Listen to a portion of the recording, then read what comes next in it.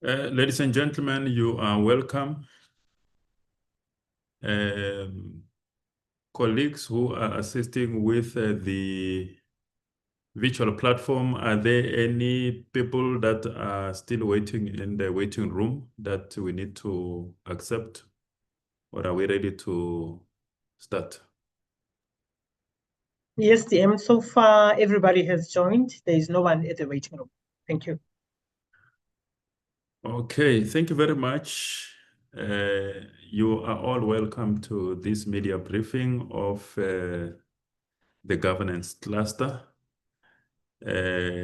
Welcome.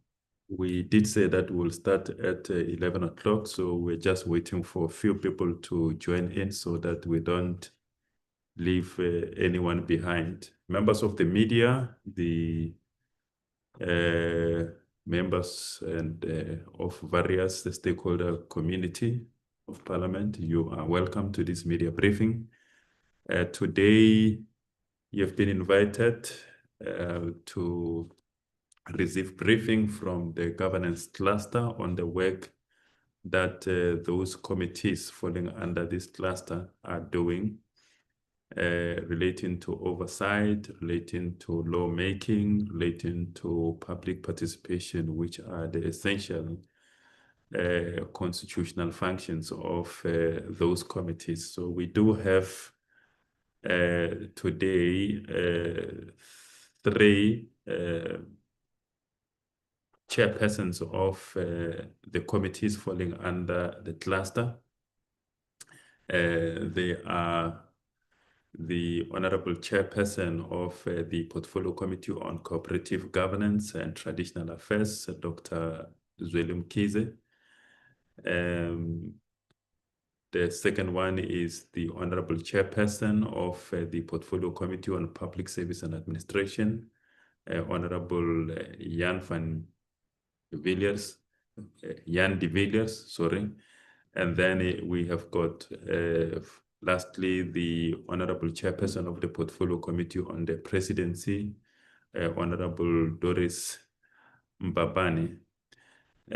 Because of the interconnectedness of the work that these committees are doing insofar as accounting and audit matters is concerned, we have also invited, although he does not belong to this cluster, but we have also invited the Honorable Chairperson of the Standing Committee on Public Accounts, Honorable Songezo Zibi. He will not be making a statement, but he will be here to deal with the questions, should there be any question that relate to the work that these committees are doing, but it is connected to the work that SCOPA is also doing. As you would know, for instance, a couple of weeks ago, there was a joint meeting between the SCOPA as a committee, as well as the Portfolio Committee on Cooperative Governance and Traditional Affairs. So should there be such matters that relate to that meeting or any other matter relating to the work that this committee is doing as it connects to these other committees that are here today, he is here to deal with those matters. So without any waste of time, I'm going to invite the first presentation from Dr. Zweli Mkhize, the Chairperson of the Portfolio Committee on Cooperative Governance and Traditional Affairs. Will be followed by the other 2 chairpersons, and then after that we will then deal with the questions from members of the media and engage with members of the stakeholder community. Dr. Mkhize, the floor is yours. Thank you very much, Mr. Muloto Mutapo.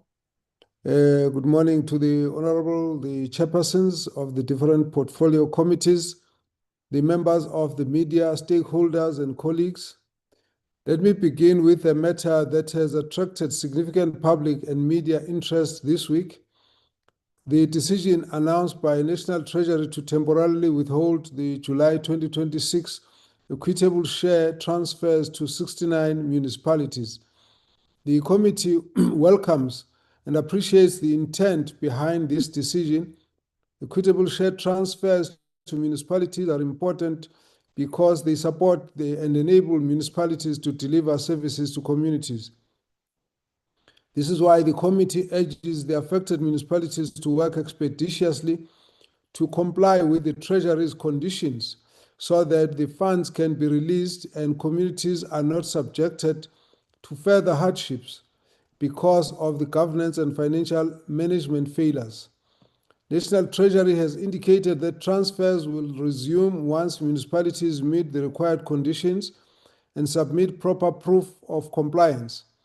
These conditions relate to legal compliance, credible action plans to address unauthorized, irregular, fruitless, and wasteful expenditure, and the imposition of consequences for financial and governance irregularities, amongst other things.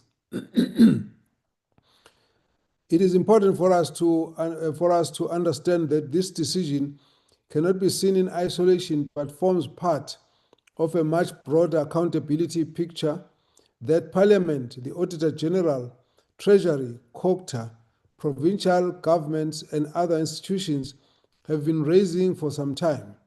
Many of the municipalities affected by Treasury's decisions are municipalities that have already come before the oversight committees of COGTA, the Standing Committees on Public Accounts, and the Standing Committee on the Auditor General during our joint oversight engagement. The challenges now reflected in Treasury's interventions are the same problems that have been repeatedly identified in audit committee outcomes and oversight engagements. Excuse me.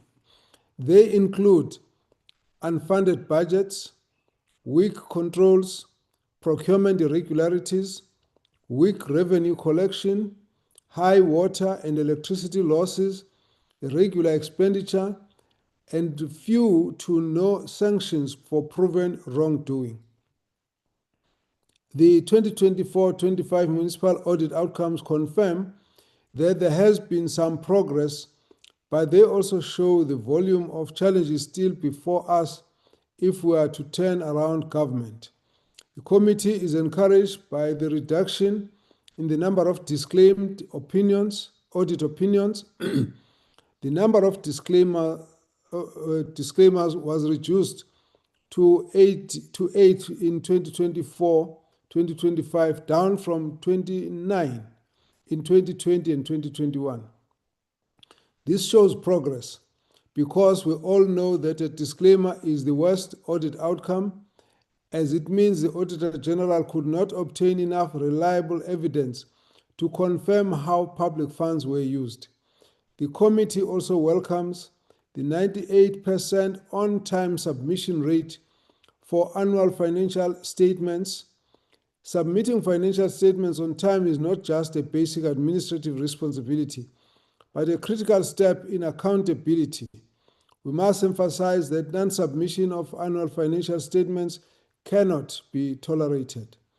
The latest audit outcomes also show that 72 municipalities showed improvement since 2020-21 financial year. This tells us that where support, leadership, oversight, and proper controls are in place, municipalities can move away from the worst audit outcomes. This is encouraging, but we must also be honest about the serious challenges that remain. For example, 145 municipalities, which is 57% of the country's municipalities, remained on the same audit outcome as in 2020-2021 financial year. And only 39 municipalities achieved clean audits. This shows that clean administration and good governance remain an exception rather than the norm. The committee is particularly concerned about the regression of 38 municipalities since 2020-21, including municipalities that account for a significant share of the local government budget. None of the 8 metros achieved a clean audit in 2024-2025. and the number of metros with qualified opinions increased from 2 to 5. The seriousness of this cannot be overstated, as metros manage large multi-billion rand budgets and serve millions of people. Where there are financial and governance failures in metros, communities feel the impact through unreliable water and electricity supply, sewage spillages, potholes, poor refuse collection, deteriorating roads, delayed infrastructure projects. The audit outcomes also show that poor audit performance is not just confined to financial reporting issues. According to the AG, 215 municipalities had material findings on compliance with key legislation. This non-compliance also directly impacts governance and service delivery. If a municipality cannot manage procurement in accordance with legal prescriptions, manage expenditure, investigate irregularities, and hold people accountable, service delivery and ultimately communities will suffer. This is why we have intensified our joint oversight work. The committee has taken the Auditor General's call for an all-role player in the accountability ecosystem to work together seriously. Our approach brings together Parliament, provincial legislatures, scoper structures, the Standing Committee on the Auditor General, National and Provincial COCTA, National and Provincial Treasury, Premier's offices, the Office of the Auditor General, and SALGA, and where necessary, investigative bodies such as the SIU. And the reason is simple. When municipalities fail, it is rarely caused by a single institution. A municipality may fail to implement financial controls, but it is the provincial government that has the constitutional duty to support municipalities. Institutions such as Treasury, whether it's national or provincial, have a financial oversight role, and the municipal councils, the mayors, the municipal managers, the municipal public accounts committees, the audit committees, disciplinary boards, all have defined responsibilities. So bringing these role players into one room, Parliament's joint oversight committees are then able to test the facts, cross-check explanations, and ensure that no sphere of government shifts responsibility to another. This joint oversight model has already been applied in various provinces, including the Free State, the Northwest, Gauteng, Eastern Cape, and KwaZulu-Natal. It has proven valuable and efficient, especially when the joint committees direct the provincial executive and municipal council leadership to focus their responses on specific local government financial and performance management transgressions identified in the Auditor General's report. The focus has been on the main drivers of poor audit outcomes, which include political instability, political interference and micromanagement in the administration, weak procurement, inadequate technical skills, high vacancy rates, poor revenue collection, and water and electricity losses, and passing unfunded budgets, amongst other things. The collaborative joint oversight approach is purposefully designed to improve the coordination across all three spheres of governance in a manner that emphasizes accountability across all spheres. We support the renewed focus on the elimination of unfunded budgets, ensuring annual financial statements are submitted on time, eliminating disclaimers, eliminating adverse audit outcomes, and building institutional capacity and control systems to reduce reliance on consultants. The unambiguous and firm message is that these negative audit outcomes will not be tolerated. Political leadership at all levels must take responsibility and acknowledge that audit outcomes are a reflection of the political leadership of that particular municipality, and not just about the incompetence of the finance office or the incompetence of the chief financial officer or administrative or technical municipalities alone. The decision by National Treasury is therefore not separate from Parliament's oversight work, but is part of the same accountability chain. The committee will continue to monitor whether the affected municipalities comply to ensure our communities are protected and receiving the services that they are entitled to. Before I conclude, let me then also provide an update on other aspects of the committee work, which is the preparatory work on the Traditional and Khoisan Leadership Bill of 2026. This bill is before the committee following Constitutional Court judgment that declared the previous Traditional and Khoisan Leadership Act unconstitutional because of defects in public participation process. It is important to keep in mind that the court did not set aside the substance of the act, but it made clear that Parliament must get the processes right. Parliament now has until 29th of May 2027 to finalize the new bill in a constitutionally compliant manner. For the committee, the key focus is on ensuring the meaningful public participation. We cannot allow this to be a tick box exercise.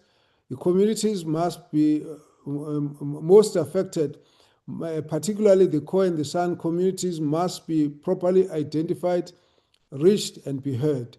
The committee has therefore asked the Parliament's Public Participation Unit to revise its public hearing plan to show clearly which communities will be targeted, which districts will be covered, and which languages will be used for public education and hearings. Language is especially important, including appropriate support in Afrikaans and other relevant languages where necessary. Most of the communities on the Khoi and the San communities use the Afrikaans as a medium of communication and have to be taken into account. The bill largely retains the framework of the previous act, but also includes important additions such as the recognition of the Khoi and the San kingships and queenships, the Khoi and the San leadership councils, stronger public accountability mechanism, strengthened community participation, 50% representation of women in leadership structures, and measures to address succession disputes. We're aware that communities may also raise broader issues such as land dispossession, language, mineral rights, and redress. The committee will have to distinguish between the matters that can be addressed in this bill and those that require a broader, multi-departmental, multi-sectoral approach. For now, I encourage members of the public to have their say on the bill. We have called for written comments to reach us by no later than Friday, the 14th of August 2026 at 1600 hours.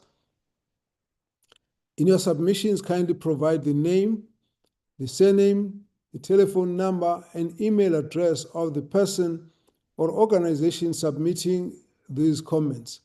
The submission can be emailed to an email address that is tklb@parliament.gov.za, at tklb@parliament.gov.za.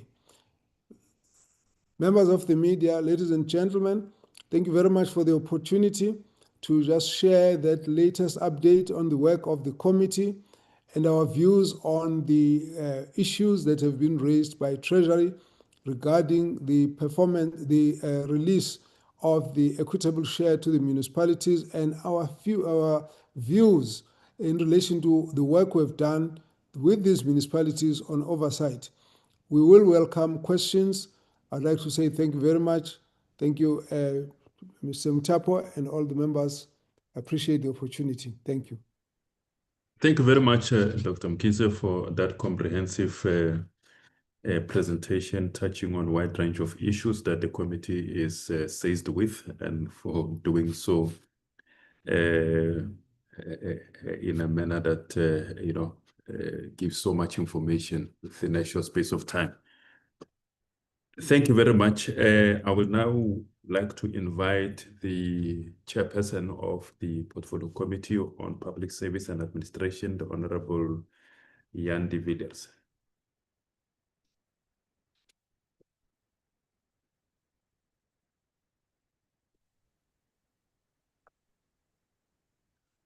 Honorable de Villiers, just unmute. Good morning. Thank you very much. Good morning to the colleagues, to the members of the media, parliamentary staff, and stakeholders. Since the start of this year, the Portfolio Committee on Public Service and Administration has been focusing its oversight work on one important question.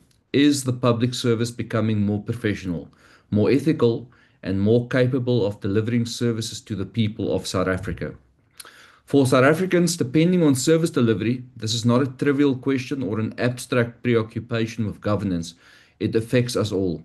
For those depending on public health sector, it matters whether public hospitals are properly managed or staffed with personnel with the necessary expertise, as this can be a literal life or death issue.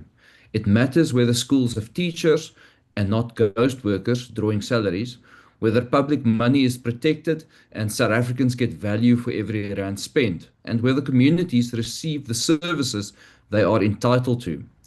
The committee's oversight work this year has therefore focused on three critical issues in the public service: who gets appointed, how ethical conduct is monitored and tested, and whether proven misconduct is dealt with decisively.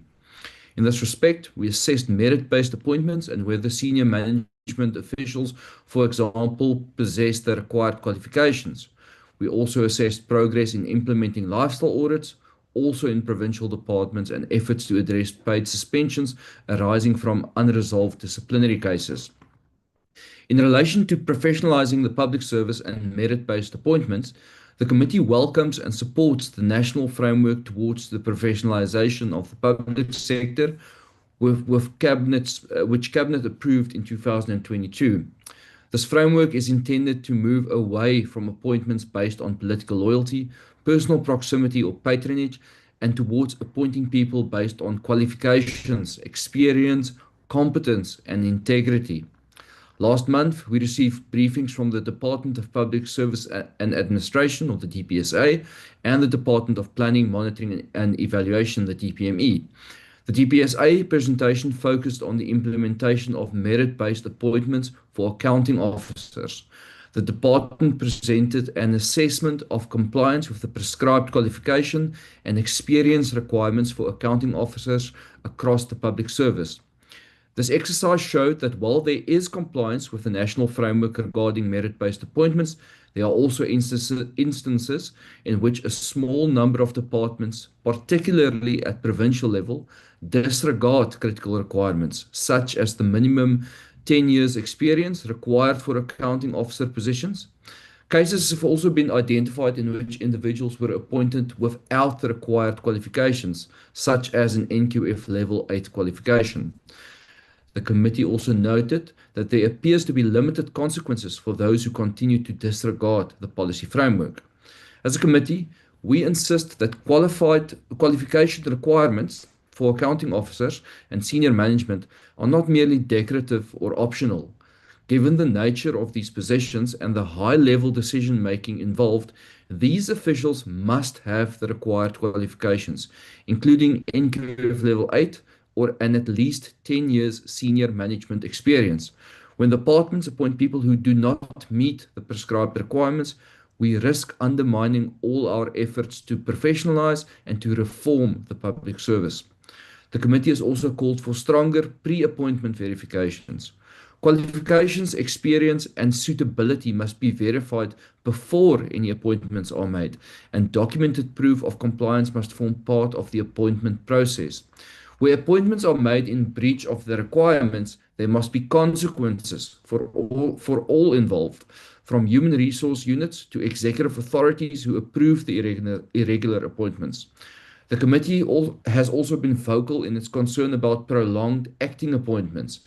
We accept that acting appointments may be necessary for short periods, but when departments remain under acting director generals or heads of departments or chief executive officers for months or even years, it weakens accountability and it delays decision making, which can ultimately impact service delivery.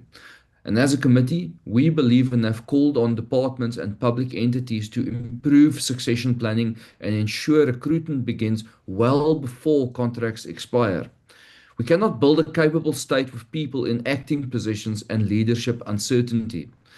Another ongoing focus for the committee is implementing lifestyle audits and promoting ethical conduct in the public service. As a committee, we are of the view that we cannot build a capable state without addressing the ethical conduct of public servants. Lifestyle audits, financial disclosures, the anti-corruption hotline, and the prohibition on public servants doing business with the state are all important tools, which is encouraging, but as a committee, we are interested in whether these tools actually detect, prevent, and help sanction corruption. From April to June this year, the committee's oversight work on lifestyle audits shifted to provincial departments. All provinces, except Limpopo, represented by their premiers, appeared before the committee to account for the implementation of lifestyle audits. The committee was encouraged by the progress made, and we are concerned that the implementation of these audits remain uneven across provinces. Some provinces, including Gauteng, the Western Cape, and the Northern Cape, as well as certain departments in KwaZulu-Natal, have adopted strong approaches, which include the services of the Special Investigating Unit, or the SIU. Others still rely heavily on ethics officers and internal processes, which often results in lifestyle reviews rather than comprehensive lifestyle audits. So for the committee, there is an important distinction between financial disclosures and lifestyle audits. Financial disclosures are more a preventative measure to manage conflicts of interest public servants may have. A lifestyle audit, however, involves a more serious forensic process triggered by signs of unexplained wealth or conduct that does not match an official's declared income. So we are concerned that many public officials submit annual disclosure forms, yet may still live beyond their declared means with unexplained wealth. Recent evidence before the Matlanga Commission has again highlighted this risk, and the committee is concerned that the current system is not strong enough to detect false, incomplete, or misleading declarations. This is why we have called for the strengthening of the financial disclosure system, which should include mandatory bank statement declarations, digitized verification systems, and collaborations with institutions such as SARS and eNatus. The public service cannot rely on the SIU after corruption has taken root. The system must detect warning signs earlier and allow ethics officers in the Public Service Commission and the Public Service Commission to determine whether an official is living beyond legitimate means. The third focus area for us is paid suspensions and disciplinary backlogs. The committee has expressed serious concern following media reports that more than 670 public servants are suspended on full pay, costing the state about 800 million rand a year. For us, this is a major governance and financial concern because it places pressure on an already stretched fiscus and it diverts money that should be available for service delivery. We therefore call for urgent action to reduce paid suspensions and clear disciplinary backlogs. It is important to emphasize, however, that this is not just about money paid to suspended employees who remain at home while continuing to receive their salaries. These prolonged suspensions point to serious weaknesses in the discipline management system. They point to poor record keeping and a failure to finalize disciplinary cases within a reasonable time frame. We acknowledge that all public servants must be protected from unfair disciplinary processes, but government must also ensure that misconduct is dealt with fairly, consistently, but without delay. The committee has therefore called for stronger disciplinary management, better digitized systems, and clearer accountability for accounting officers. We also note examples of disciplinary matters being dealt with more decisively, including in the Department of Justice and Constitutional Development and the Department of Home Affairs, where officials were dismissed for misconduct. These best practices must be studied and applied more broadly. In closing, for the Portfolio Committee on Public Service and Administration, professionalizing the public service cannot remain a policy slogan. It must be visible in who we appoint, how ethics and integrity are tested and promoted, how public money is protected, and whether there are sanctions for proven wrongdoing. That is the standard we expect and the result we demand. Thank you. Thank you very much, Honorable Chair de Villiers, for that comprehensive presentation. Thank you very much. The last presentation comes from the Honorable Chairperson of the Portfolio Committee on the Presidency, which is a relatively new committee in Parliament that we know its formation was preceded by a lengthy debate regarding its necessity and its importance. Honorable Chair, you're on the floor. Thank you very much, our host, Honorable Mutapo. Good morning to, Mr. Mutapo. Good morning to my fellow chairpersons and also members of the media. So our briefing today will be in 3 parts. Firstly, to introduce the Committee on the Presidency to the people of South Africa. Secondly, to explain why why Parliament established the committee and the constitutional mandate it has been entrusted with. Thirdly, to provide an update on the work undertaken since the committee's establishment and to outline our priorities going forward. Parliament established the Committee on the Presidency because effective democratic governance requires effective oversight. Historically, oversight of the presidency was exercised through parliamentary questions, SONA, debates, budget processes, and other parliamentary mechanisms. While these mechanisms remain important, Parliament recognized the need for a dedicated committee capable of providing focused and continuous oversight over the strategic center of government.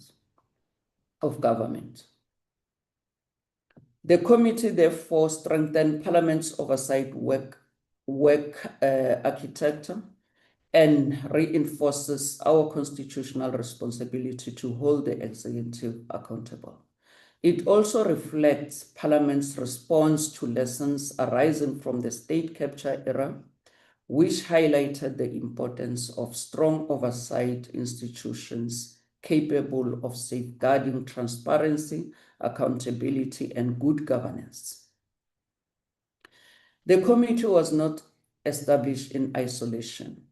Before its establishment, Parliament undertook an extensive process of institutional reflection on how best to strengthen oversight over the presidency.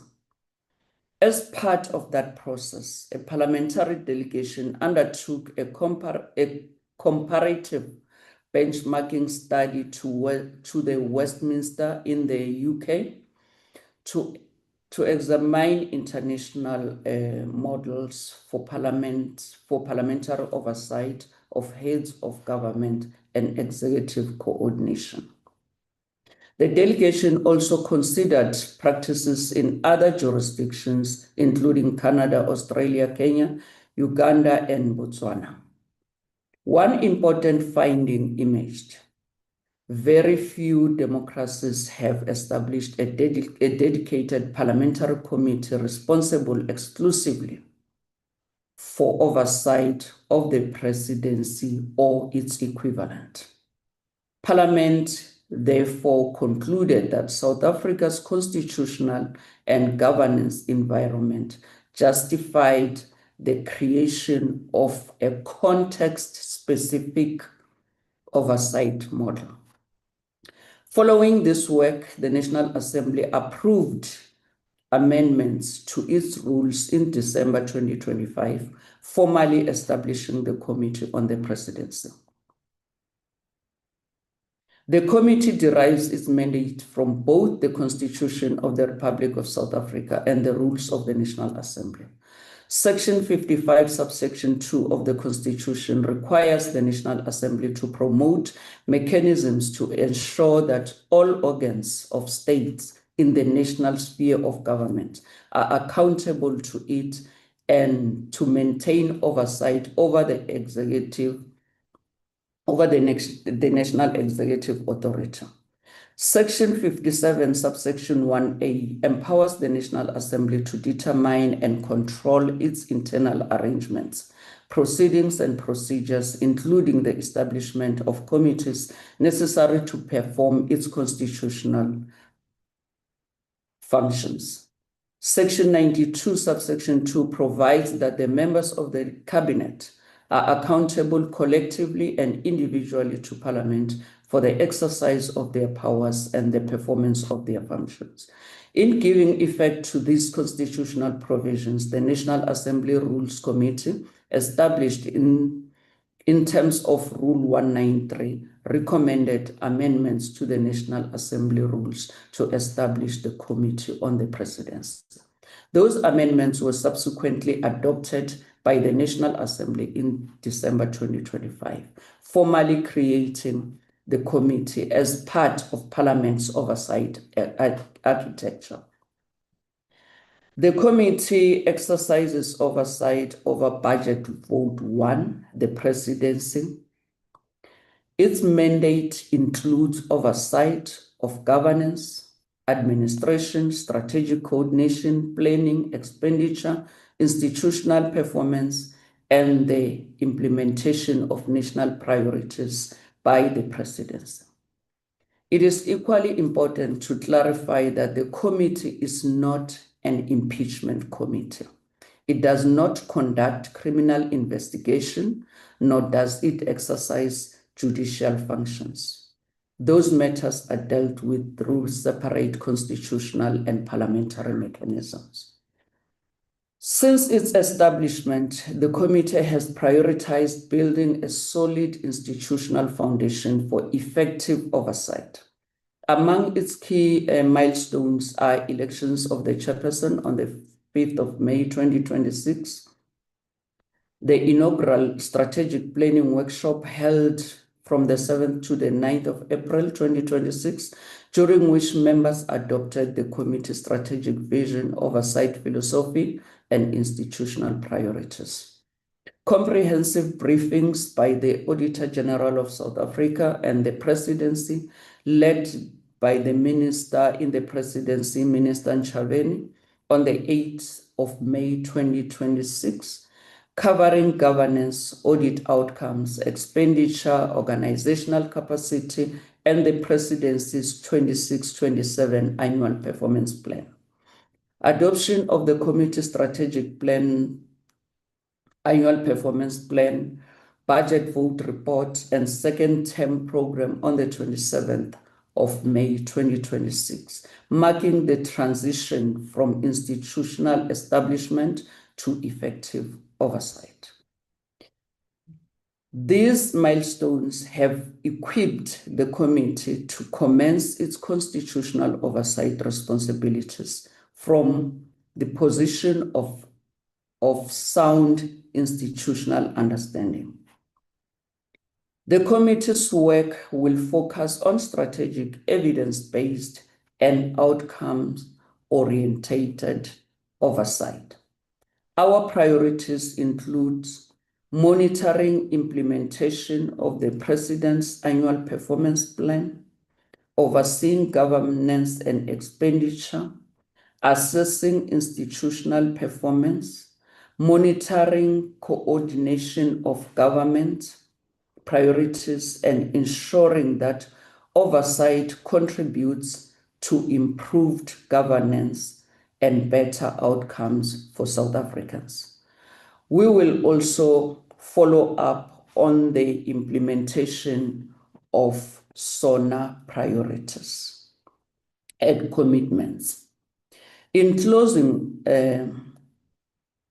the establishment of the Committee on the Presidency marks an important development in South Africa's parliamentary democracy. It strengthens Parliament's ability to oversee the strategic center of government and reinforces the constitutional principle that the executive authority must remain accountable to the people through Parliament. Ultimately, our success will not be measured by the number of meetings we convene or reports we adopt. It will be measured by whether our oversight contributes to better governance, stronger accountability, and improved outcomes in the lives of South Africans. The committee is committed to carry out this responsibility with integrity, professionalism, and transparency. I thank you. Thank you very much, Honorable Chair Mbabane. Let me also thank Honorable Chair Mkhize and Honorable Chair De Villiers for all those presentations. I did also indicate that we are joined by the Honorable Chairperson of the SCOPA, who will make comments during the interaction, Q&A interaction, where it is necessary to do so. So that is a bonus that we have thrown in to even make this session to be more informative, and that we don't leave any matter unattended. Thank you very much, Honorable Chairpersons. Ladies and gentlemen, those are the presentations. You have now an opportunity to ask questions. As we normally do, we would like to start with the members of the media. You've got various options of doing so. You can ask on this platform live, post your questions by way of showing your hand using the hand function, or you can throw in the question in the chat box, or those journalists who are on the Parliamentary Communication WhatsApp group, you can also deposit your question there, as some of the colleagues have done, and we will deal with those questions as well. Are there any hands?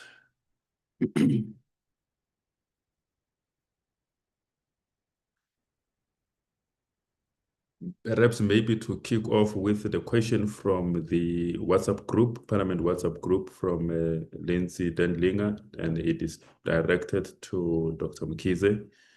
And it says that some political parties are in disagreement with the National Treasury's actions against municipalities, saying it will have the unintended consequences of affecting service delivery. The question is, do you share this concern, and how will the committee conduct oversight to ensure this does not happen where municipalities fail to meet Treasury's requirements? Are there any questions? If I'm missing any hands, please let me know so that I can recognize those hands. This is an opportunity for members of the media to ask questions, but if there is no further question from the members of the media, I'm going to move on to the rest of the stakeholders. Okay, I see questions coming from Theolin Tembo. All right, can you, and then followed by Reaching Beyond the Impossible. I think that is the name of the organization. Okay, in that order. Good morning, everybody. Theolin Temba from Independent Media. Just to start with my first question to Honorable Mkhize. Last year, during a similar governance cluster meeting, you highlighted that many other municipalities were called out for using consultants, as the CFOs would not be the ones to submit their financial reports. Just over the years since, what has your oversight shown, and do you think that some of the regression in the audit outcomes are as a result of the shortcomings to municipal managers and CFOs? And then to Honorable Mapapane, we know that the JSCI committee members have to take an oath of secrecy just regarding the sensitive information that they come across. Given that the committee will be overlooking the presidency and that there is sensitive information that runs across there, is there perhaps a concern, or has the discussion come up that the committee might have to do something similar, just given the level of sensitive information while sort of conducting oversight over the presidency itself? Yeah, that's it from me. Thank you very much. The next hand, Theodin, you can just lower your hand so that we can focus on those. Okay. There is a second hand reaching beyond the impossible.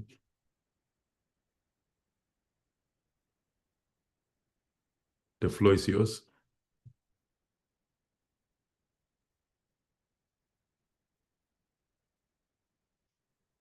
We can't hear you. If we do not have any luck with you, I will move to Bongo Steto.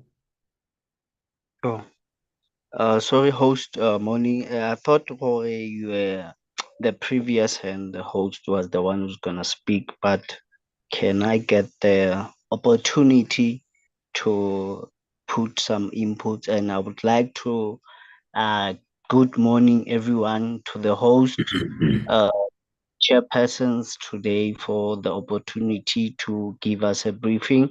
My name is Moloko Dikhale and I come from Reaching Beyond the Impossible. So my questions are to Dr. Zwelim Kize and Mr. Jan de Villiers.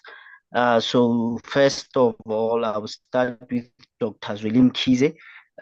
My question is, what is the timeline for the next round joint oversight visit? And what will be the expected outcomes? And the second question is, how does the committee plan to ensure that audit recommendations are implemented, not only just noted?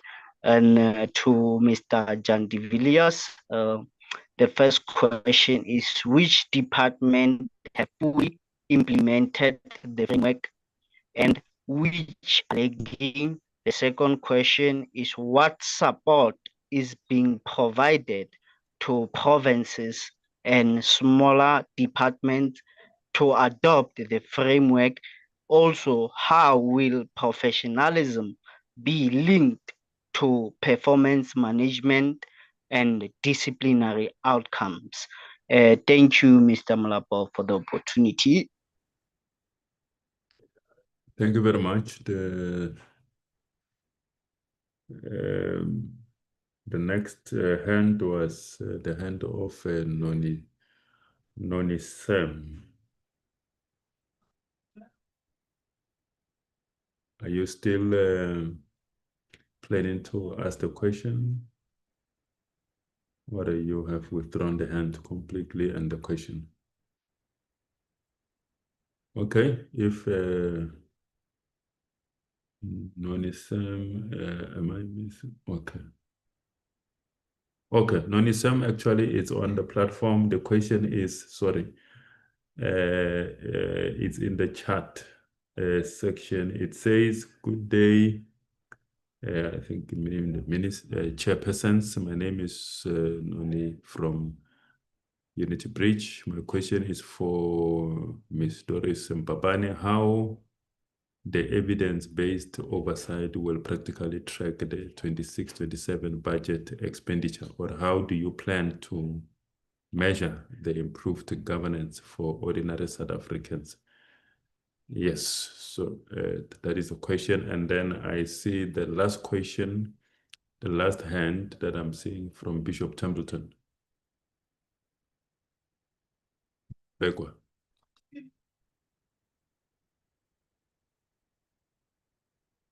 You are on the floor, Bishop.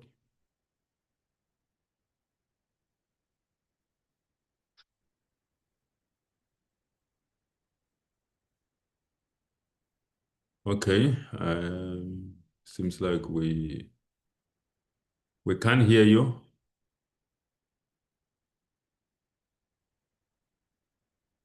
You can switch off the camera. You don't have to have the camera on.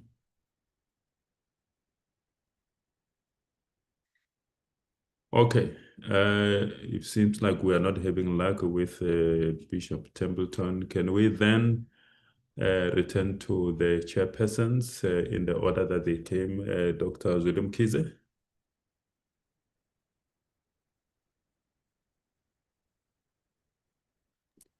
Thank you very much, Mr. Mutapo, and thanks to the members for the questions.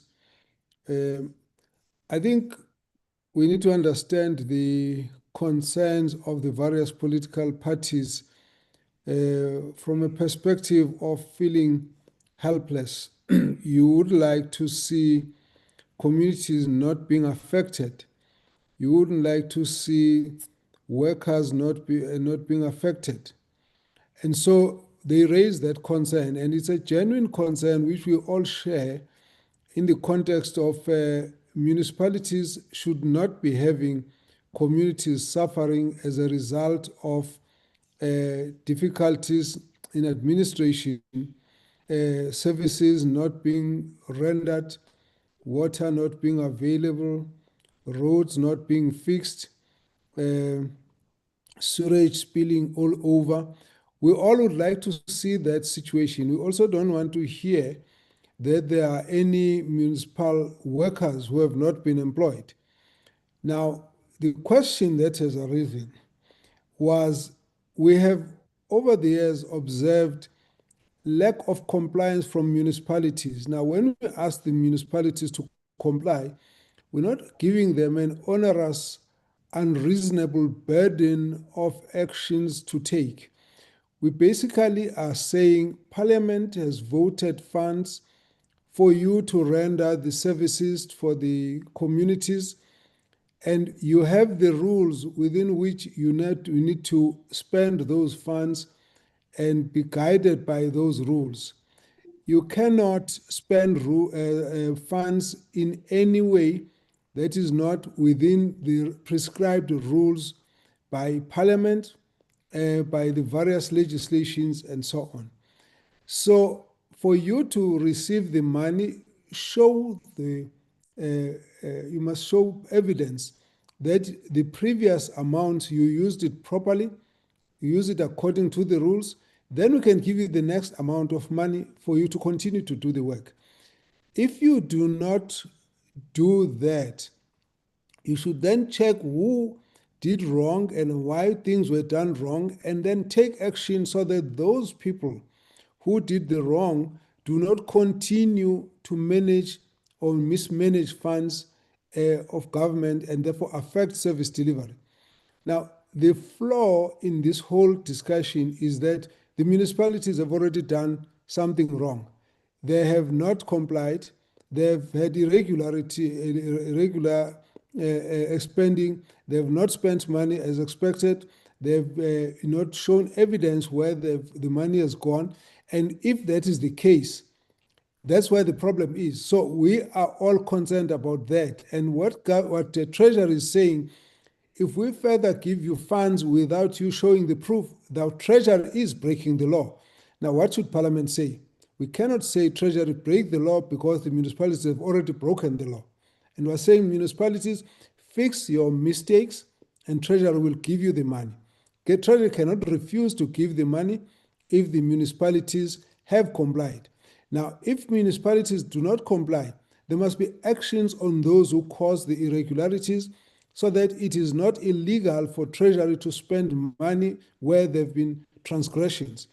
This is what we are trying to say. And so the unintended consequence, we cannot then say everybody must then break the law and be in compliance and have a lack of compliance as a way to save the community. Already the problem has been caused and we must focus on those who caused the problem.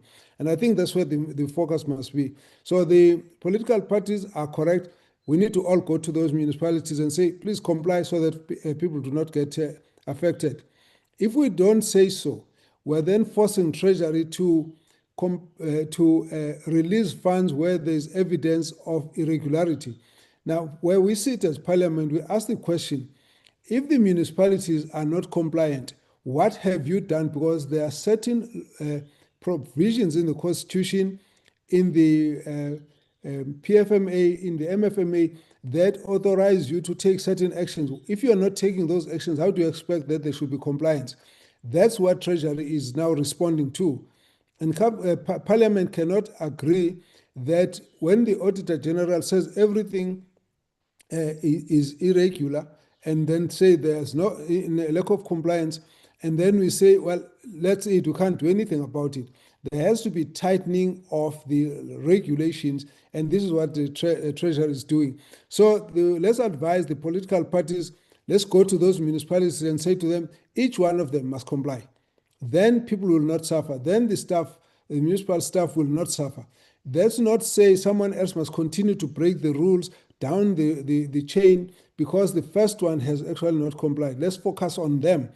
I agree with them. There might be unintended consequences, and our focus is to say those who are responsible must be told we don't want to see those unintended consequences. They must act properly. That would be the issue that came from the WhatsApp group.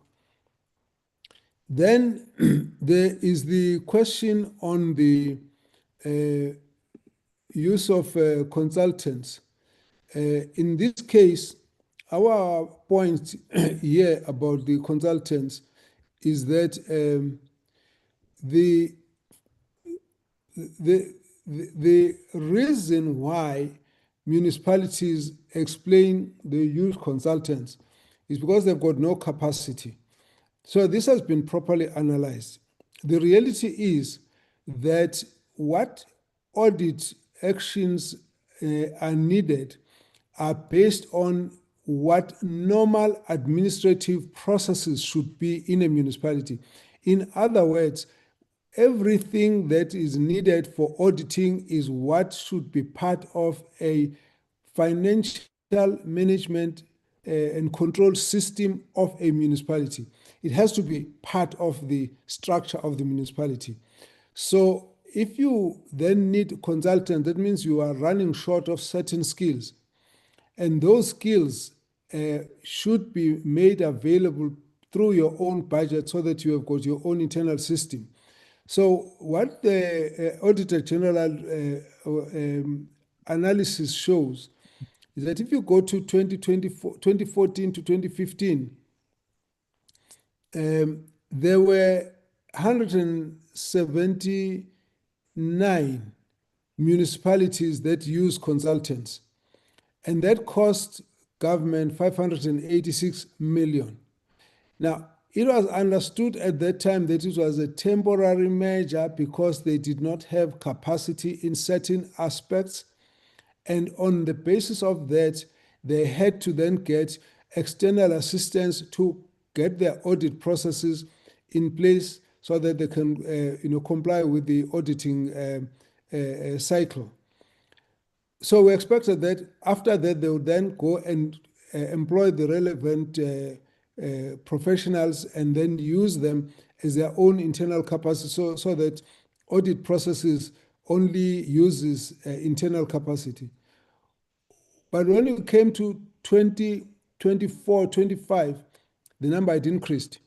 It moved from 179 consultant municipalities using consultants to 225.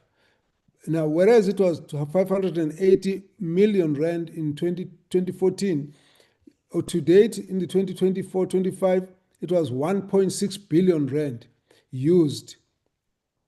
So when we try to check what was this all about, the consultants were used for preparation or review of financial statements, and that is almost 30% of all municipalities. Now, normally municipalities must have their own staff to do that.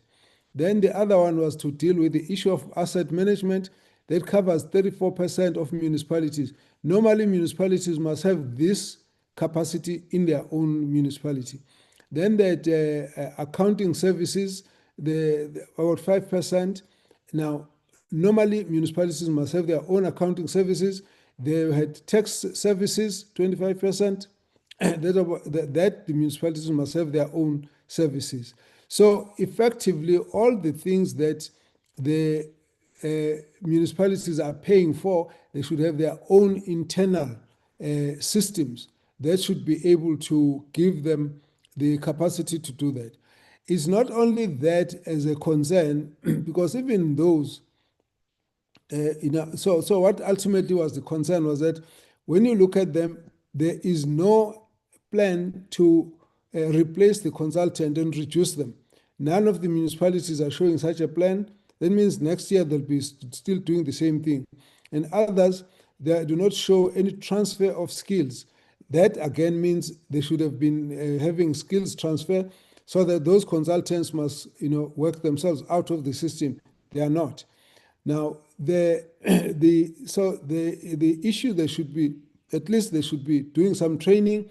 There's no training program. That is the concern that we are raising with the municipalities to say, do not just work on the basis that for auditing, you're going to rely on outsiders. It is not correct. You should rely on your own staff, because the information you need for auditing is not something that you only need when the Auditor General calls for documents. You need to check every time you spend 1 cent. You must have the financial control systems in place.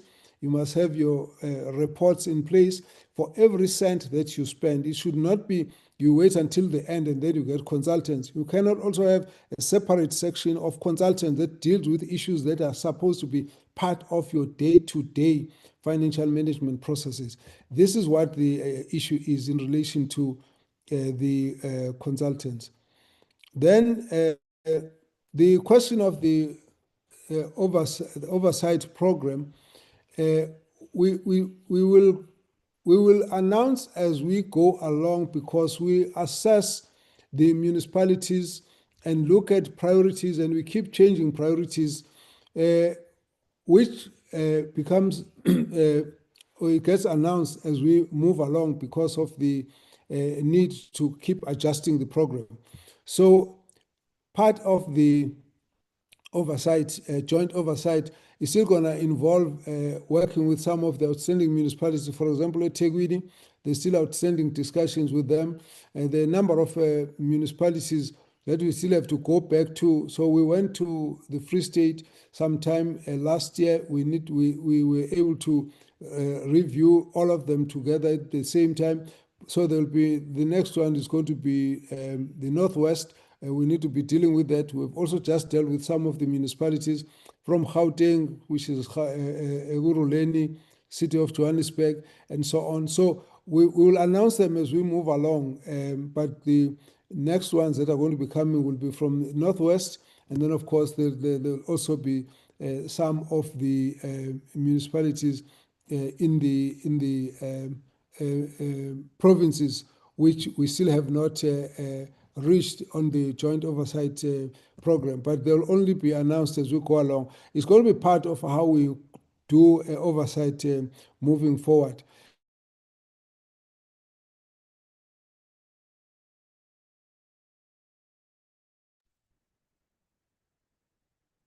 Dr. Mkiza, I think you may have muted yourself. I'm not sure if it's on my side only or this affects everyone.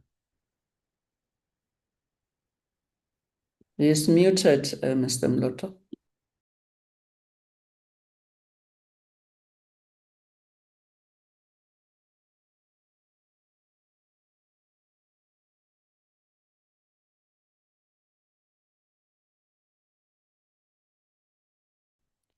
From that point of view, we do not just wait and see, but we always follow up on each of the spheres to implement what the AG has requested. Thank you very much. I think that's been adequate to cover the questions that have been raised. Thank you very much, Mr. Mtapo. Thank you very much, Dr. Mkiza. Ms. Honorable de Villiers. Thank you very much for the question. The question was from the representative of Reaching Beyond the Impossible. I must say the speaker did break up a little bit, but I think I got the gist of the question. It was related to what support departments and specifically smaller departments in government get for professionalization efforts. I think there's two parts, a two-part answer. The first is the Department of Public Service and Administration itself. So, government, whether you are looking at the national or provincial level or departments within one of those spheres, the actual recruitment processes are decentralized. So every department goes ahead and does their own recruitment and appoints officials into positions. But they are all guided by the guidelines and the regulations and the standards set by the Department of Public Service and Administration. So the departments appoint their own people, they recruit themselves, they go through the whole process, but they're guided in that process.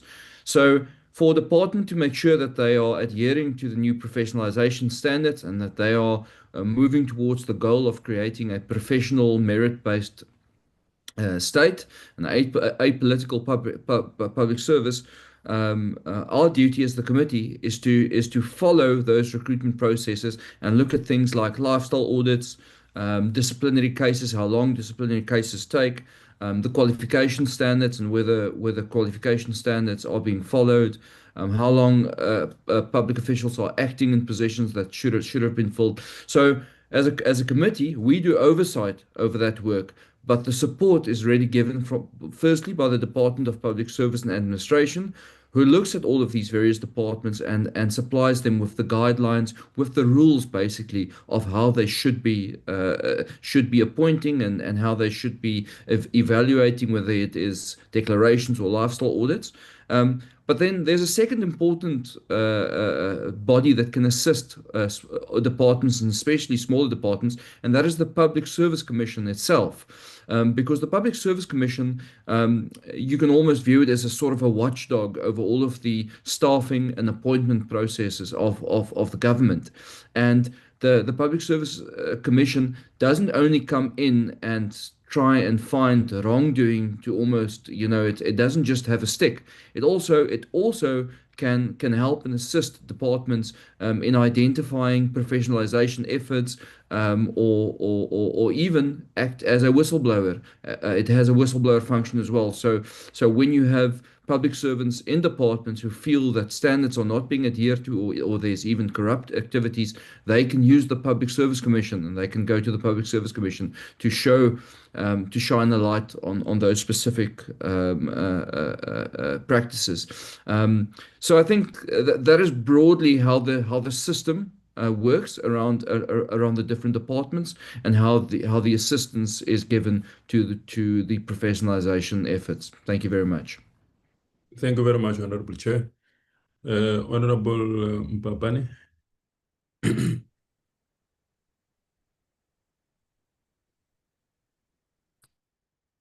Thank you very much, Honorable Mr.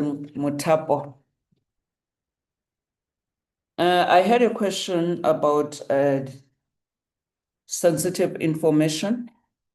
I just want to say that in Parliament, we have many committees and they are doing their work in different ways. There is one specific committee that is dealing with sensitive information or intelligence-related information. That is the Joint Standing Committee on Intelligence. So this committee of ours, the presidency, it will do its work on an open platform. There is no secrecy around it. So everything that will be done, that is being done by this committee, is open to the public. So sensitive information will then be referred to that committee that is dealing with sensitive information. So with regard to the issues on how to ensure that there is evidence-based, I didn't see the question correctly. It went away, but I just want to say that as a committee, we are working closely with the Auditor General of South Africa, and also we are following up on the SONA commitments we will also be doing our own oversight on those commitments. So we received from the presidency their annual performance plan, which they do have targets. So we will measure them by their outcomes. So that is what we will assist us. I think that those were the only two questions related to myself. Thank you. Thank you very much, Honorable Chairpersons. The last round of questions, we received them from the WhatsApp group. The first one comes from Llewellyn Prince of Netwerk 24 to Dr. Mkhize and Mr. de Villiers. Do you believe the lack of consequence management is one of the main drivers for the non-compliance with legislation, which is often the primary cause of financial mismanagement in municipalities and in the national and provincial departments and public entities? How can Parliament ensure there is effective consequence management for wrongdoing? Does Parliament support the Auditor General exercising her powers by issuing certificates of debt to hold accounting officers or authorities in municipalities and departments personally liable for financial losses? That's the first question, constituted of about 3 questions. I hope Dr. Mkhize and Honorable de Villiers got that. The next one, also to Dr. Mkhize.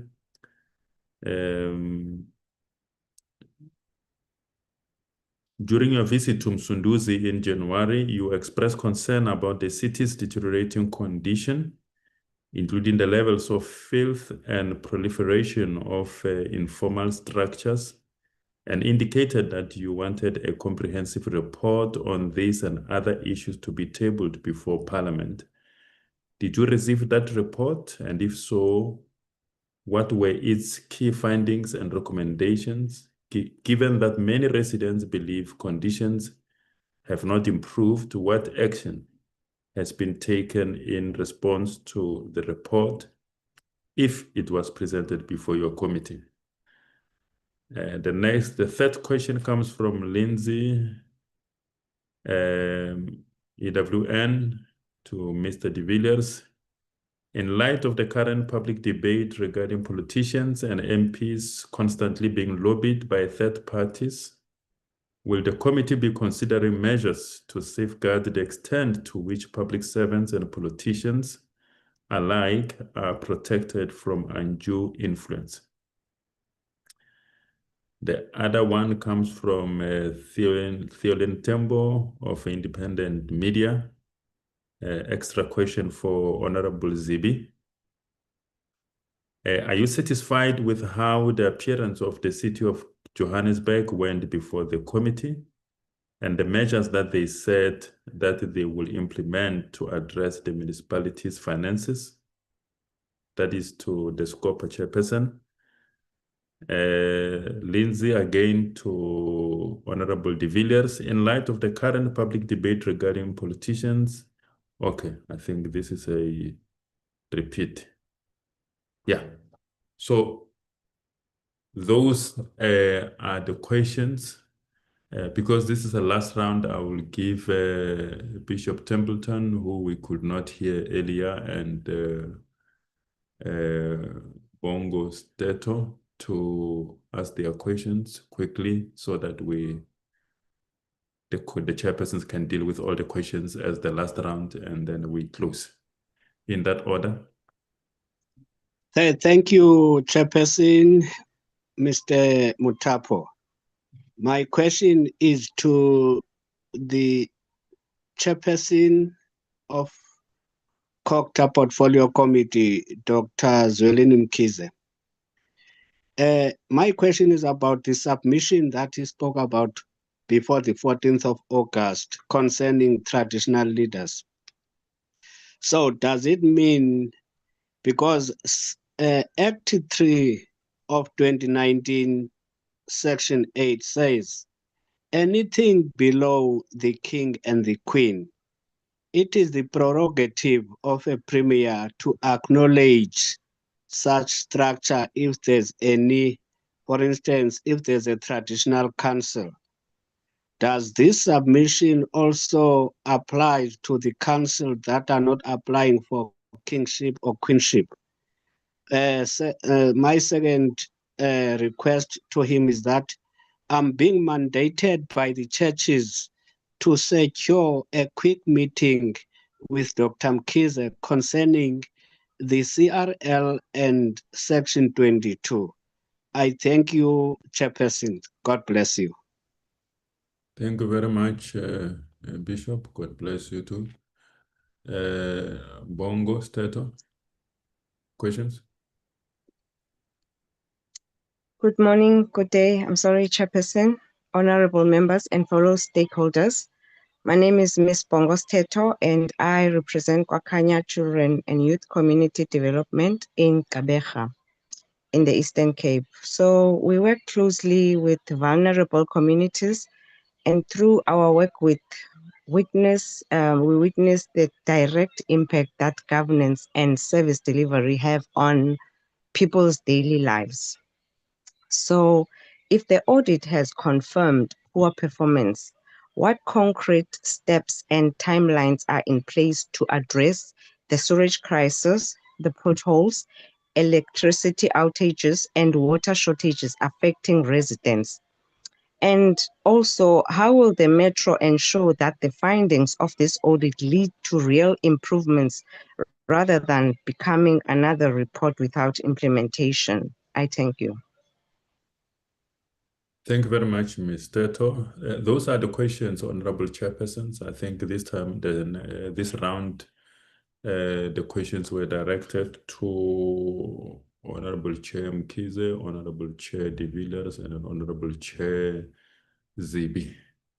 In that order, thank you very much.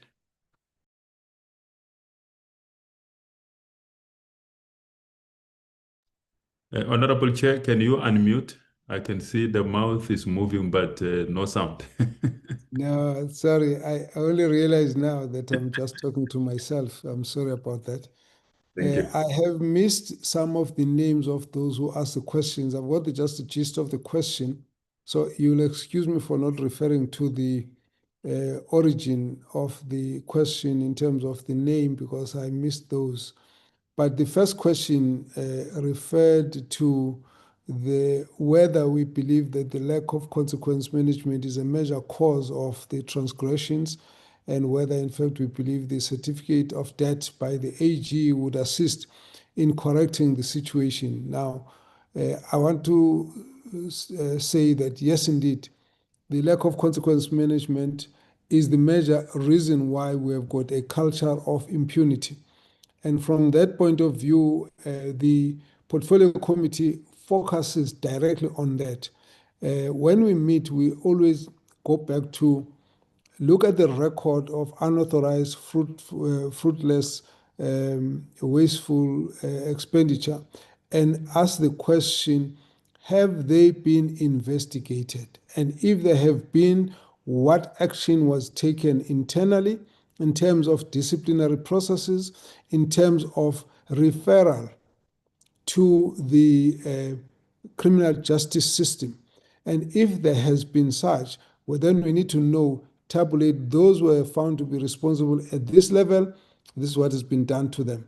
There has to be internal disciplinary mechanism where there would be sanctions meted to those who are responsible. And then if not, we want to know what has been done to the one who neglected acting on those who had transgressed. Then the hierarchy of accountability moves up the ladder to the point where the mayor must now answer, what about you? What have you done? Now that you didn't do what you should have done, what should be done to you? And therefore the issue moves up to the speaker and say, Speaker, here are the issues. What has been done? When we see that they have not acted, we now call on, that's why it is a joint interspherical and multi-disciplinary disciplinary team. Because then we move up to, say, to the MEC of COGTA or MEC of Finance in the province. What about you? Where were you when things went wrong? What have you done? Have you corrected it? If you have not acted, now we also need the Premier to be present. And we ask the question to the Premier, Premier, your MEC has allowed things to go wrong in a municipality. Now the MEC is not the one that did things wrong, but the MEC is the one who has not acted when things went wrong in the municipality. This is why we're saying, therefore, it's a tightening up on the collaborative oversight approach. It allows everyone to be there so that there is no one who is responsible who will escape accountability.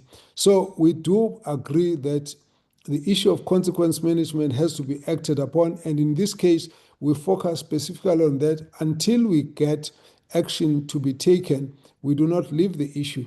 And if there has not been action, we then give them timelines. Go and act on the matter and come back and tell us what have you done on this matter. This is how the oversight approach has been structured, so that we are all in one room and there is no way anybody can escape responding to the issues or acting on the issues. And the Auditor General has been given additional authority to issue a certificate of debt, but it is a step that follows a number of things before you can actually issue such. And so what we are then saying is that we shouldn't be forcing the AG to issue a certificate of debt when there is a lot of other things that other people should have done and they didn't do. We need to push all of them to do what they have to do. And then when we realize that they have been given proper warning and they have actually not acted despite being alerted to the fact that things are wrong, then of course the Auditor General must deal with that. But it may be possible that in the process of this engagement, the mayor or the mayoral committee or the EXCO or the council can take a decision to act on the municipal manager on the basis of which things have gone wrong, in which case there's no more a need for the AG to be the one that gets involved, because the AG's issuing of certificate of debt is a default mechanism. That is when everything else has failed. But when the others have to take responsibility, they must use that space. And so that is how we're approaching this matter. Then the other issue relates to the visit to Msunduzi. Indeed, we did visit Msunduzi. It was the second visit since 2024. We are still very unhappy with a number of issues there in Msunduzi. This is mainly around service delivery issues. The issue of the filth and the litter in the municipality is a major concern. We raised it in the first visit. We raised it in the subsequent visit. We have actually raised it in so many times that we actually don't believe that there is a reason why the situation has not improved. And so we still have to hold the mayor, the council responsible for the deteriorating conditions of the municipality. At that time, the issue was raised relating to the invasion of parking lots with informal settlements, the issues of unmanaged invasion and informal settlements that are uninhabitable in conditions and all of this. We have raised these particular issues, and in the process of raising these issues, we have asked for the municipalities to explain this. And in some of the instances, when they raise this, they indicate that there are certain things that they are doing, and in the process, then we have said to them that they must come back and answer. So having had two visits, we've actually asked for a report. We're not happy with the report, so we invited them to come to the portfolio committee meeting, and the Honorable Songezo Zibi, as the chair of the SCOPA, actually also invited them to a joint session. So we actually met with them there, and when we were done with them, we actually asked for additional reports. We're now considering some of these reports because we believe that a lot still needs to be done in the area of Pietermaritzburg from the point of view of managing the finances in the city. There's a huge matter of concern to the issue of the vacancies and the skills level in the municipality. All of these issues were raised with them, and in addition, the issues of water supply. Now, water in this municipality is a major issue. I live in this municipality, and I can tell you there are many challenges that relate to water in various villages and suburbs that have to be addressed. And so there remains a lot to be done by this municipality, and we have not stopped focusing on it, and we're waiting for more information and more reports from them. There were issues around the illegal immigrants, the issues of how these have been allowed to proliferate within the municipality. All of these issues are ongoing, and I cannot say at this point we have completely dealt with all these issues. We will have to continue with them, and from where we sit, as long as we are not satisfied, the issues of accountability shall always remain on the table. The next question was asked to the Honorable Songezo Zibi. I will not go into detail, but because they were asking about the city of Johannesburg and whether we're satisfied with their appearance, I was present as well, and we're dealing with this municipality. There's a lot of issues that we've asked them to further clarify. Moving from the financial management issues to the point where there were even, challenges coming from the lending bodies to them that they were not happy. The huge debts, the issues of service delivery, particularly high water losses, debts to municipality, debts to ESCOM, and a number of these issues. There's a lot of work still to be done in relation to the city of Johannesburg, but the question was asked to my colleague, the Honorable Zibi, so I will not go further on that. The Bishop, thank you very much again for your questions. Your question is referring to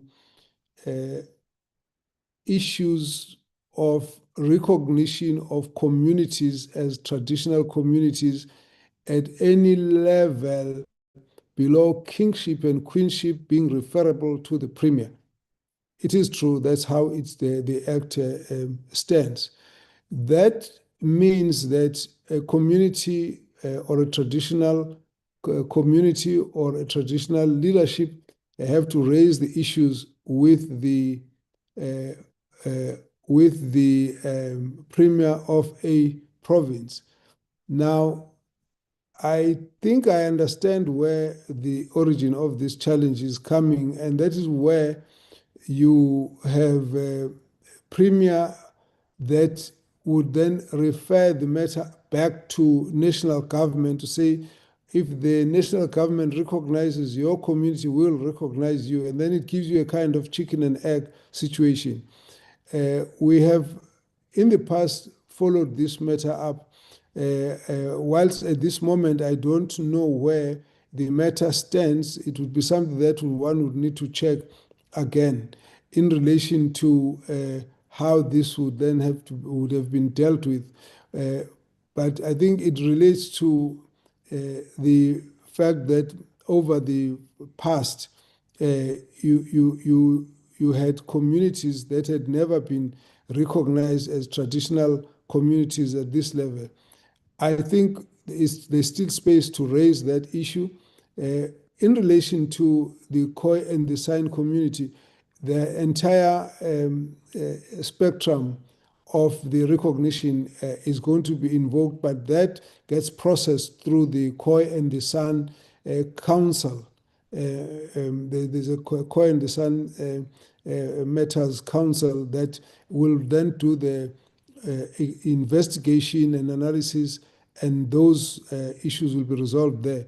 But I would then want us to pick up this one where it relates to a matter that was tabled and was referred to the national minister. If it has not been resolved, then it would have to pick it up again. The issue of the CRL commission, as well as the Section 22 committee, there will be a meeting. We are planning for a meeting. I can just say, just as a matter of interest, that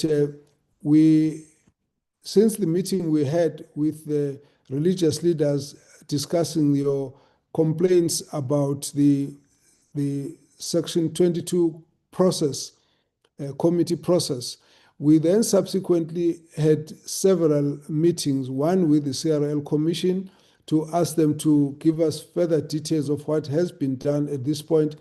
And based on that, we then held another meeting with the religious leaders, and I think you attended that one as well. So we are then doing internal consultations. The first consultation has been held with the Speaker and the Chairperson of the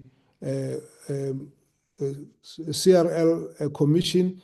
We will then be having a meeting with the Commission in preparation for a meeting with religious leaders right across the spectrum, so that we can see whether we are able to take the matter forward as generally agreed by the religious leaders in relation to the development of the code of ethical conduct by the religious leaders for the religious sector, and therefore also guided by the religious leaders, and that should be tabled ultimately to the CRL Commission.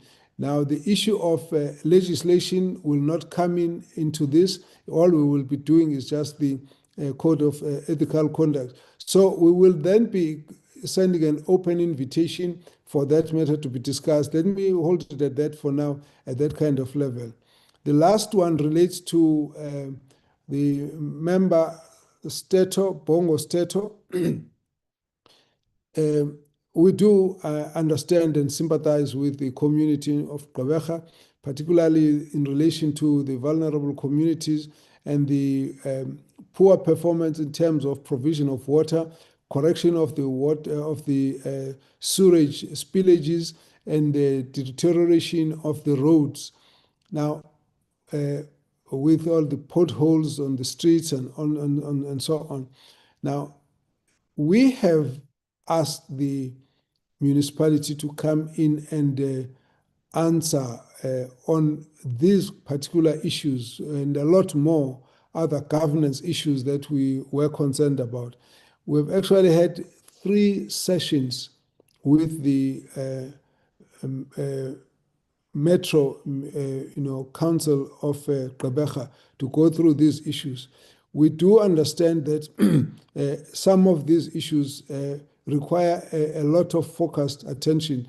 And what we found was one of the challenges had to do with the lack of the large number of vacancies that had to be filled, wherein proper authoritative decisions had to be taken by people in positions were being hampered by the fact that there were lots of acting people in the various managerial positions. So we have focused in saying they need to give us concrete timelines. There were some timelines given in this regard. We had to bring in the MEC at the provincial level to deal with the management issues where even the municipal management had a problem getting someone to act at that level. So that area, that issue needed to be corrected first, so that all these service delivery issues can be attended to.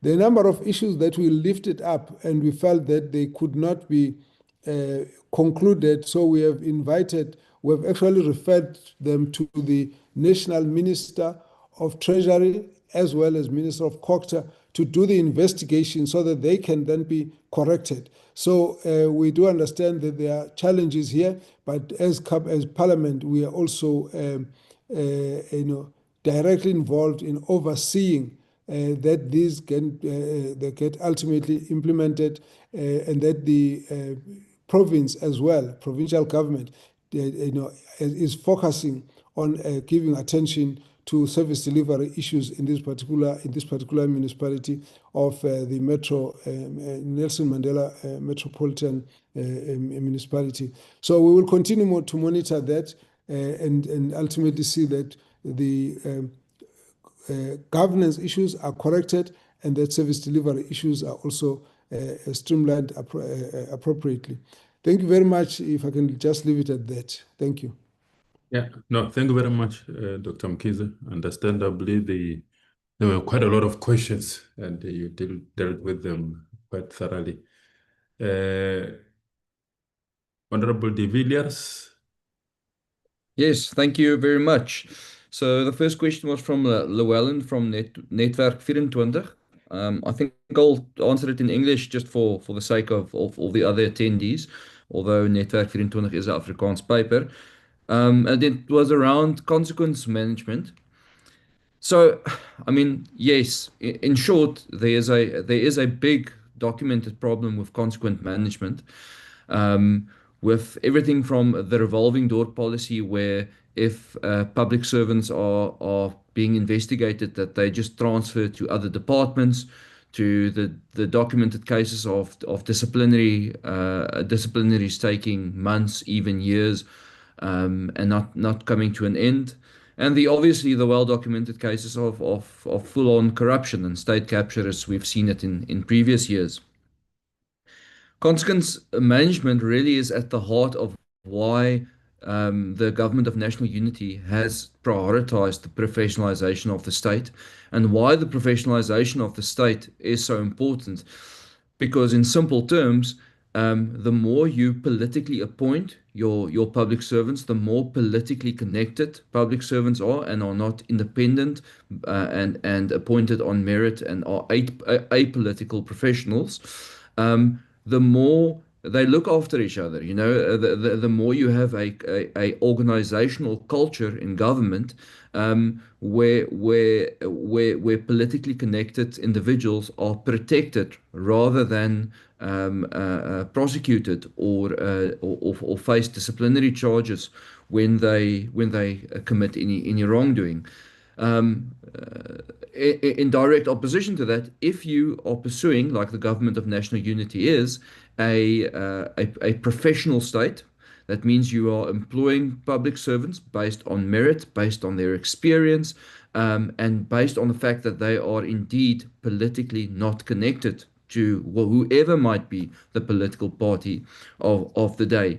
Then you certainly and most definitely will have better consequence management, because now your public servants are there because they want to deliver the service which they were employed to do, because they are professionals. They are not there as servants of a political party. But in terms of that, another very important part of consequent management is actually the oversight role Parliament plays itself. If we want to catch and convict public officials who are guilty of corruption, it takes all of the different committees in Parliament, the members of the Police Committee, the members of the Justice Committee, the members of the Public Service Committee, COCTA, you can name all of the committees, needs to really drive shining the light on practices within their different departments, and doing their oversight duties. And that really is a role which Parliament needs to take very seriously, and that is a big part of consequence management, is Parliament's ability to call people in front of committees. So if my committee is Public Service and Administration, the ability to ask for audits, look at ghost worker numbers, ask for the time disciplinary cases take to be finalized, so that when we shine the light on that, there can be consequences for it. But then lastly, Llewellyn, it would be, I can't not mention this. There's a very important consequent management tool in the hands of voters, and those are elections. At the end of the day, if you are not happy with the government of the day, whether it is national or as on the 4th of November when we have local elections with your local municipality, that is your duty as a citizen to get registered to vote and to go vote, because that is consequent management. You have the ability to change whoever is running your local municipality on the 4th of November. So there's also a responsibility on citizens to do consequence management of their municipalities and other spheres of government in other elections. Lindsay, your question on lobbying. So obviously lobbying being the practice of business trying to meet with either politicians or public servants with a certain agenda is in itself, as you probably know, not unlawful. It is something which is part of politics. Government officials and politicians regularly meet with representatives from different industries and different businesses in the course of having to decide what is the right policies, regulations, laws that needs to be changed to create a better South Africa. So that happens. I think the question is always, was anything unlawful done or not, and whose responsibility is to look into that. In my case, the Committee of Public Service and Administration, we do not do oversight over politicians. We do oversight over the public service. And your question was related to, what would my committee do? So in terms of public servants, the most essential question to ask when it comes to private business and private business interest is, do we have public servants who are doing business with the state? Sorry, do we have state official, government officials who are doing business with the state in any form via private companies or the like, or just in fact taking bribes to influence corruption or tender supply decisions?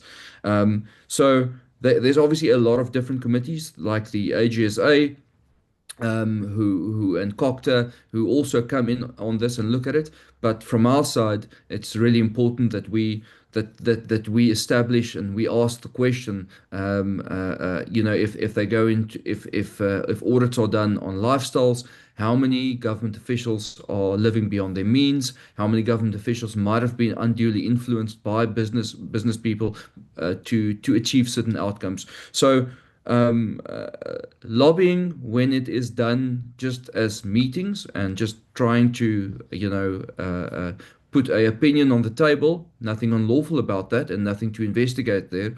But when money is involved, and when specifically in my committee's a case when public servants receive any form of financial contribution or are materially enriched to influence government processes, well, that's corruption basically, and we have a very big duty. It also actually connects to the consequence management question. We have a very big duty in Parliament to ask all of the different questions, everything surrounding ghost workers, lifestyle audits, disciplinary cases, qualifications in the state. We as the Parliamentary Committee need to constantly shine the light on those practices and ask what is being done about it. I would just like to say lastly that I'm very encouraged by the fact that the Public Service Commission Amendment Act has gone through both Parliament and through the National Council of Provinces, because the strengthened powers and the strengthened independence of the Public Service Commission should have a major impact on the ability of the state to have this independent watchdog that can look into all different forms of corruption and staffing and personnel issues inside the state as well. And I think those were the questions I received. Thank you very much. Thank you very much, Honorable de Villiers. The last response from Honorable Zibi.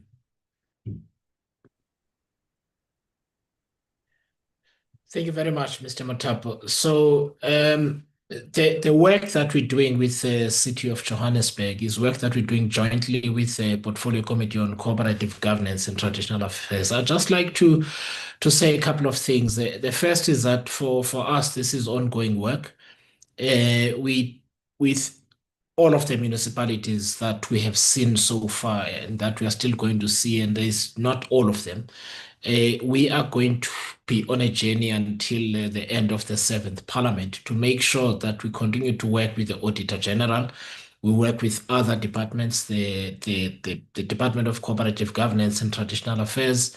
We work with the National Treasury, and we work with the Auditor General in order to get to a point where the outcomes that South Africans can see in the level of service delivery that they get. So that is the first thing. With the city of Johannesburg specifically, I would mention maybe three things that I think the two committees observed. The first is that the quality and stringency of the political oversight and guidance from the MMCs, and I think the councils doing their work of overseeing a vast number of agencies in the city of Johannesburg. I think there's between 12 and 13, as well as the core administration itself. It needs tightening up because a lot of the entities have various levels of financial and other difficulties that I will get into in my second and third point. But the most important thing is that the MMCs, the mayor, as well as the committees within the council, in particular the Municipal Public Accounts Committee, need to put in a lot more effort into providing that level of oversight, because when that is effective, there might not even be a need for any of the municipalities, including the city of Johannesburg, to appear before Parliament at all, because the work is happening at that level. So that is the first observation. The second observation is that, which we raised with the city of Johannesburg, is that the city is unnecessarily complex. There is no city, I think it was my mutual agreement, my mutual observation in the hearing with the city of Johannesburg, that there is no other city on planet Earth that has got 13 entities underneath it. All of those 13 entities have got their own governance structures. Typically, they have a board, they have management, the Auditor General is to assess them separately. They've got funding requirements. Some of them have got debts from the capital markets, from banks and so on. That level of complexity makes it extremely difficult for the level of political oversight. I was talking about effective political oversight and executive oversight. That needs to happen for the city of Johannesburg to get the right financial outcomes that you're looking for. So that's the second thing. The third observation has to do with what I would call contract and project management. The Auditor General certainly raised a lot of issues with regarding to the management of contracts, suppliers going unpaid, technical drawings and the like being unavailable, and yet the contractors are doing the work and they continue to get paid. And then you have a cascade of those issues going into some of the agencies, such as City Power and Pick It Up and so on, some of whom have got cash flow problems. So to answer your question is, are we happy with what it? Of course, we are not happy, but what we are determined to do is to not have a once-off interaction with the city of Johannesburg or any of the metros that we are dealing with. We are going to be interacting with them on an ongoing basis, together with the other institutions that I've mentioned, in order to make sure that eventually the residents of the city of Johannesburg get the level of service that they deserve. Thank you.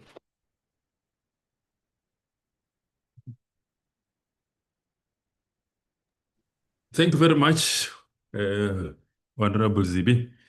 That, ladies and gentlemen, concludes today's session of Governance Cluster Media and Stakeholder Engagement. I would like to thank the honorable chairpersons. As you will see that we normally have these briefings physically, but because they are spread the length and breadth of South Africa, engaging with their constituencies on a wide range of issues relating to service delivery oversight, we had to go for the option of a virtual engagement so that we don't take them away from this very important program of Parliament.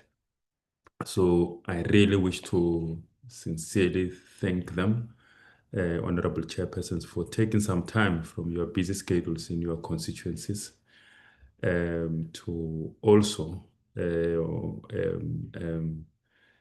observe your function, your responsibilities of public accountability, to account to the public and to the media on those important matters developing from your respective committees. So we don't take that lightly. We are very thankful for making time for this engagement. Thank you very much, Honorable Mkhize, Honorable De Villiers. Thank you very much, Honorable Mbabani.